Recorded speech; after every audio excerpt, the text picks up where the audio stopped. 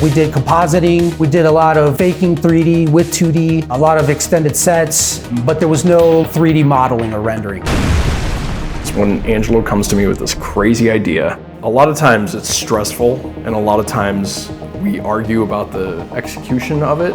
Sometimes his expectations are up here and the realistic nature of it is down here. I had set a really high bar. I was basically like, it's gonna be Star Wars quality. And trying to get Angelo's expectations to kind of come down and meet the realistic is a challenge. It's Seamus cam. These? They're video files, but they're corrupt. They don't seem to play properly. The police precinct building, that's gonna be as good as Blade Runner. It's gonna look like the Tyrell Corporation, just as good. It looks pretty straightforward. How hard could it be? Turns out pretty hard.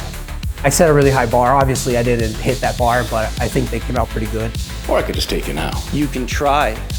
In filmmaking, special effects a lot of times are things you don't see. You couldn't shoot it exactly the way you wanted to, so in post-production we make it look just that little bit better. And that might be erasing a cord or erasing a light or a box from the shot that wasn't supposed to be there. If it helps the immersiveness, then I did my job if no one noticed it.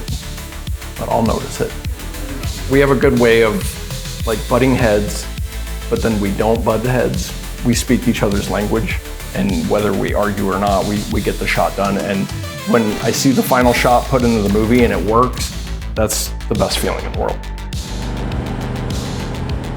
Really like the wide shot of the car, like hauling ass through the desert, and you see that circular ruin. Just certain shots that I didn't know were gonna become moments in the movie, and they're actually moments.